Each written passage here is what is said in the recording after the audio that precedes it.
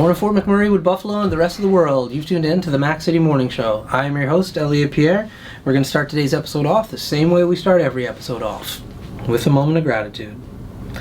I know you could be doing a million other things with your time, and the fact that you spend it with us truly does mean the world to me, so thank you. On that note, Tanner, hit him with the intro.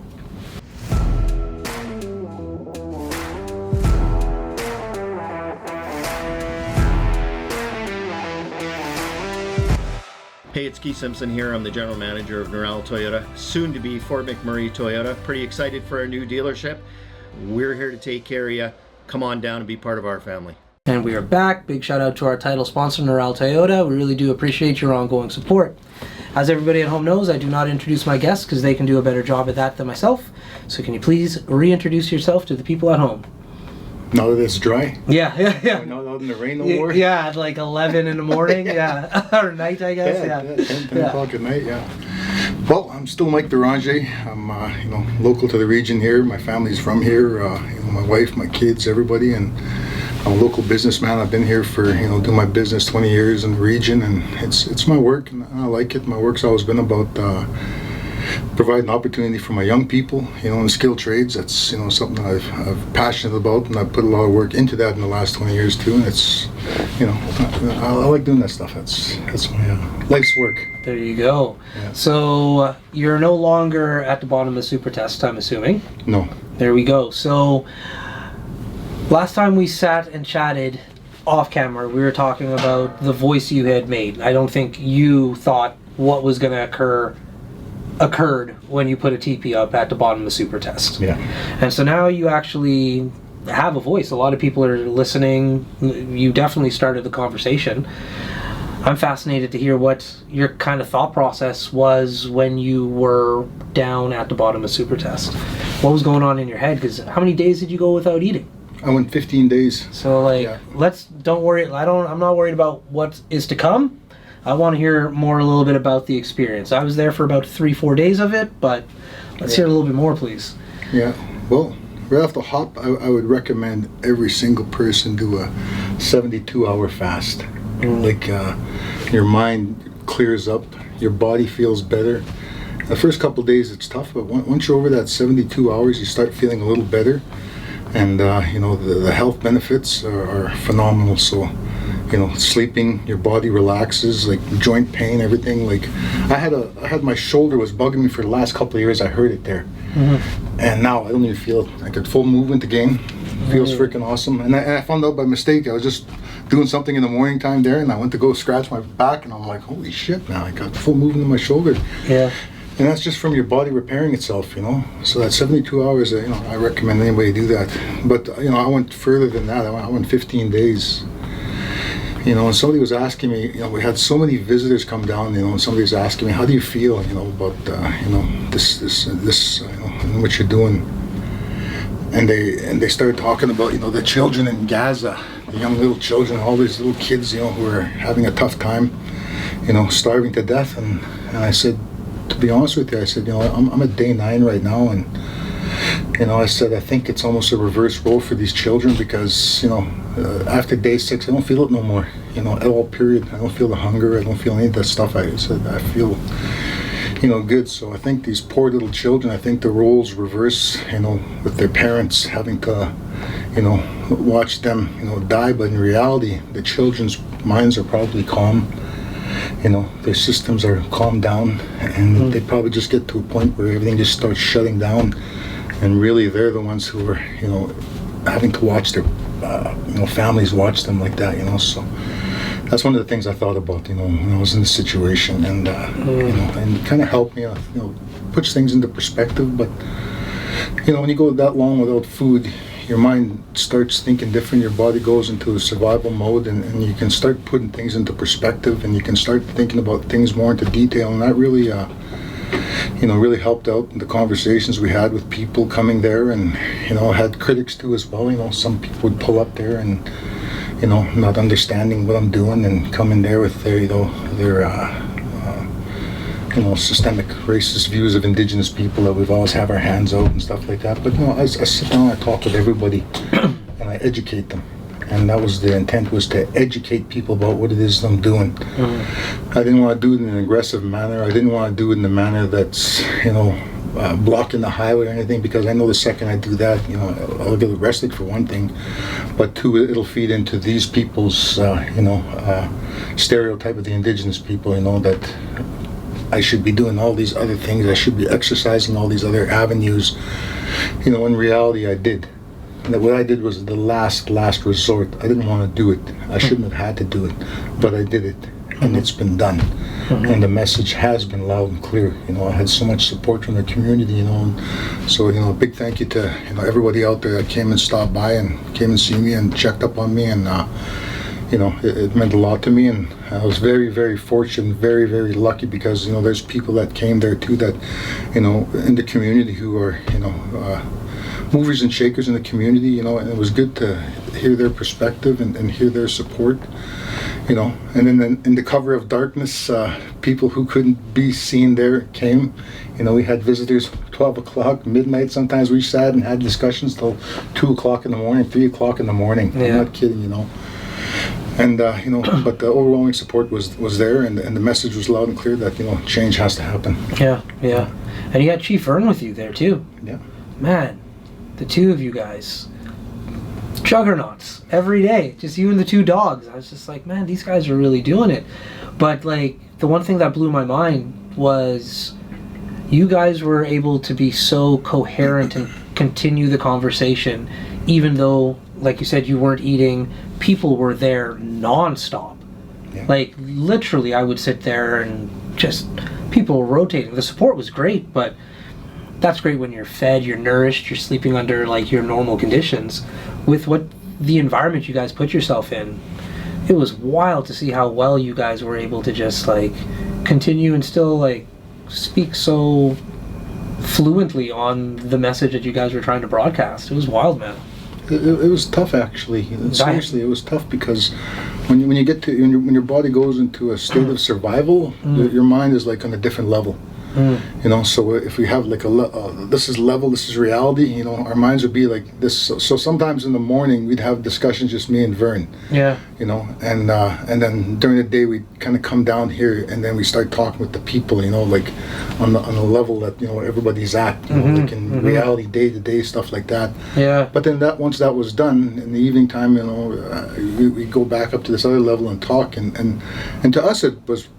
Made perfect sense, yes. But when his nephews were there and we were talking, like, he's like, do you guys have any idea just how crazy you guys sound right now? Yeah. And it was true, and we didn't think about that. And then one morning, Vern made a video too, just the way he felt, one morning it was just beautiful. The sun came up, and Vern was up at 6 o'clock, and he made a video, and he's like, now I listen to that video now, and I'm like, my mind was just in a total different area, and he mentioned like what you talked about, how we, had to come like go up and down like that, and it was, but the message was there. That was the important part, and I think, that was with help and the support of the people, creating an environment where people felt very open, people felt very calm, people felt very peaceful, because after we ended it there, people were still coming there and showing up, and they'd call me and text me, and they're like, dude, where are you guys at? I really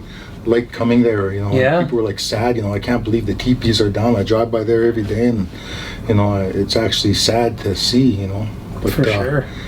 What we created there was important, because it needed to be done in that manner. We haven't had a protest like that for a long, long time, I think ACFN did one where they partially blocked the highway, and then going way further back, and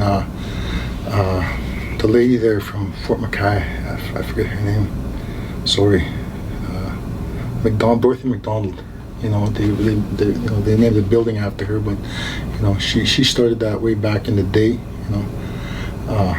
to get the attention of industry and say, look, we have young people here who need employment. We have young people who want to start businesses.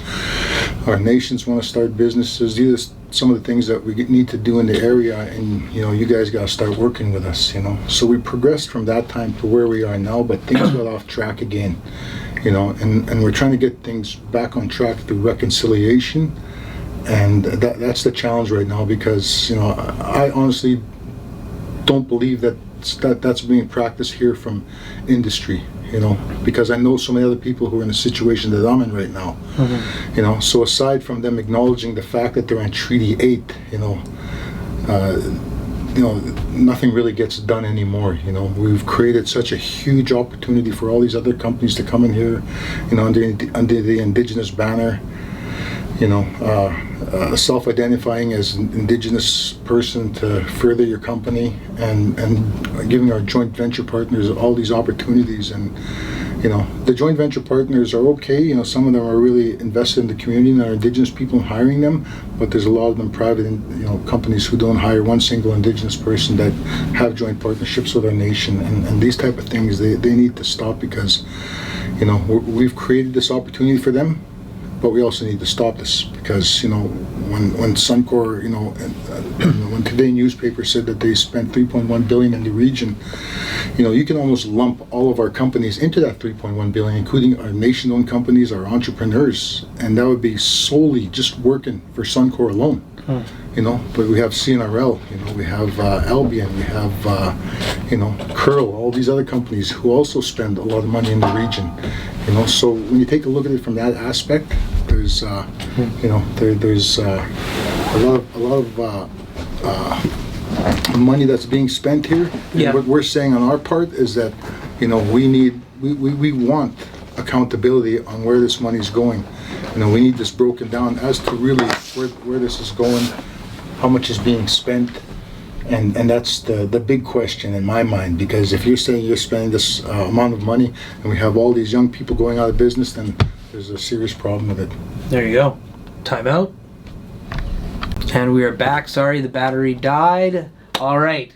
We are going to our next segment. This is Tanner's segment called the Mac City Minute. It's brought to you by Carrie and Patchouli Rose. Tanner, hit him with the Mac City Minute. All right, question number 1. What food did you miss the most while you were fasting?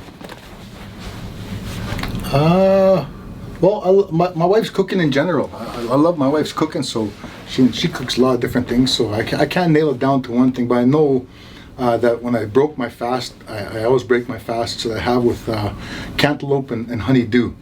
So to be honest with you, the other fasts I've done, this cantaloupe and honeydew, I don't know where they got it, but that was like the best cantaloupe and honeydew I ever had in my life. Well, that you've just answered my following question: is which food did you choose to break your fast with? That's how good at interviews you're getting, my friend. But we'll skip to question number 3 then. What is one thing you learned about yourself throughout the fast? Sometimes you have to stand up, knowing full well what the consequences are going to be, how things are going to affect you, your family, others around you, even like I said, even our membership, our leadership from my nation, they were deeply affected by this too.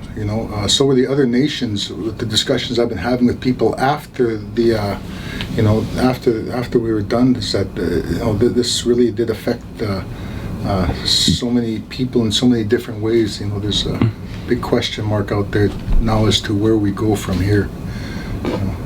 Question number 4: if you could meet any person from history, who would you choose to meet? Oh man, that's a really tough one. That's a really tough one. There's, I read all kinds of books, audio books. Yeah. It's the way. All different people from all different walks of life, Christian stuff like that. But for me as a musician, John Bonham, the drummer from Led Zeppelin. That's I love where that answer went. Yup. I was. That was a left field answer, and I'm here for it. Yeah. And your final question: what is one fact you have about yourself people would be surprised to find out? One fact about myself that people would be surprised to find out.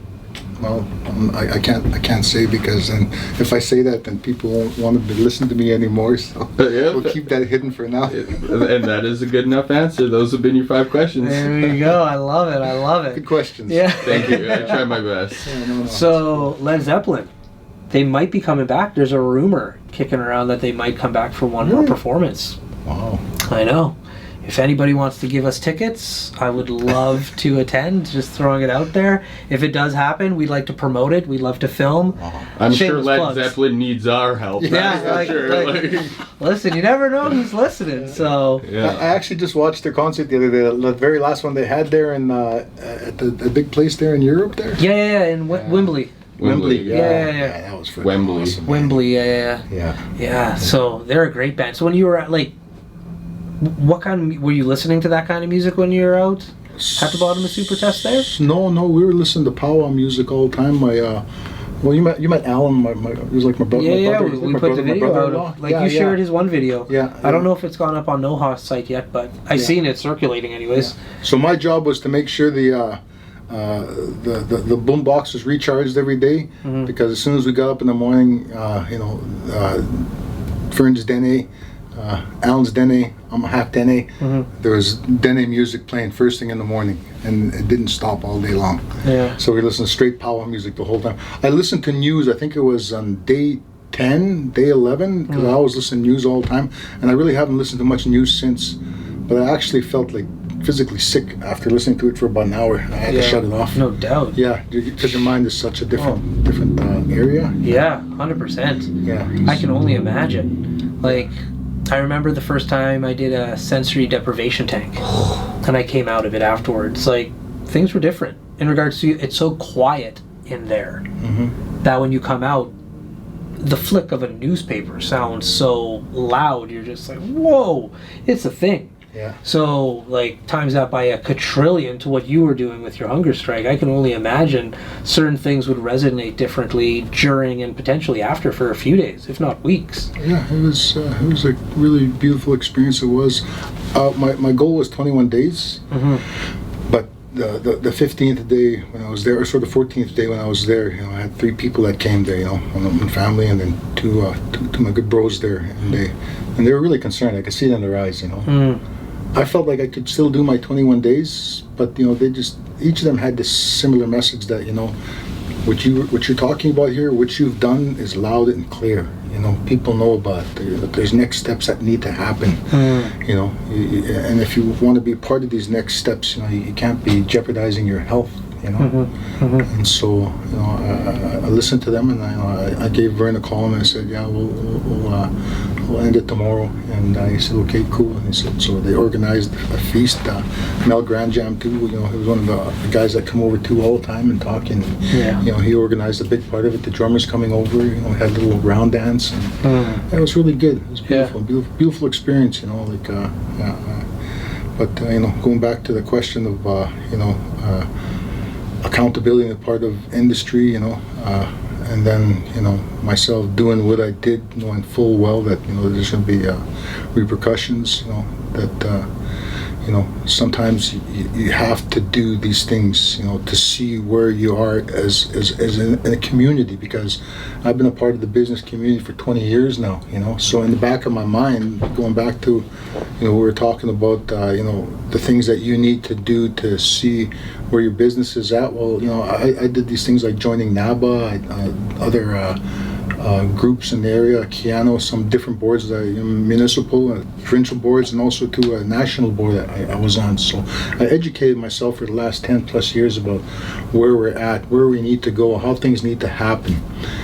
So when I did this, it wasn't just spur of the moment. It was thought out, and I exercised every single opportunity that I thought I could. When we had our meetings with NABA, anybody can test to what I'm talking about, because these are things that I always talked about. And even when I meet industry all the time, when we were busy, every single meeting I had, I always brought up, our young people as a resource for projects that they have, not just service sector or short-term work. That we have young people here that can be managers, can be bosses, can be can run shit, like CEOs even.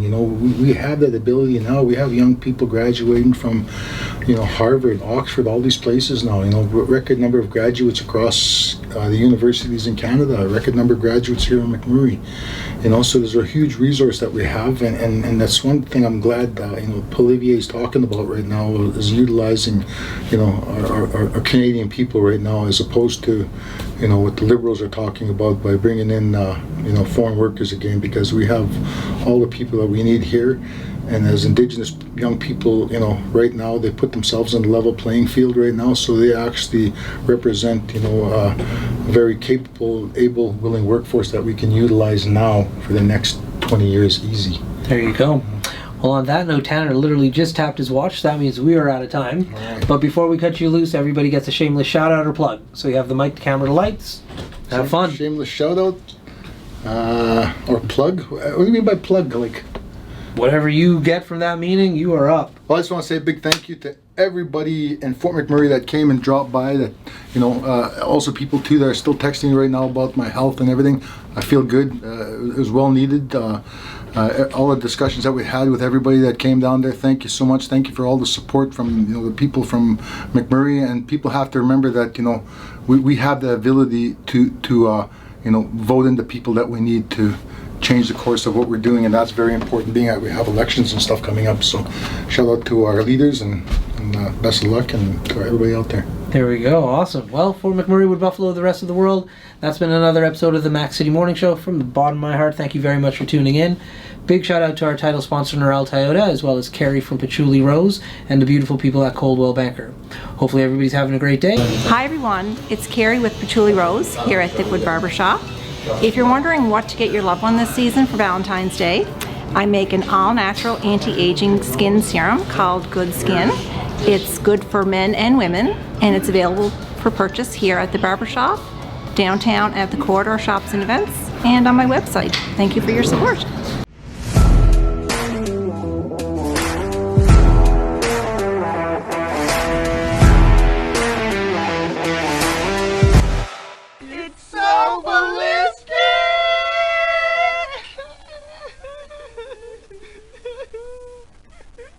Talk about quenching your ugly thirst.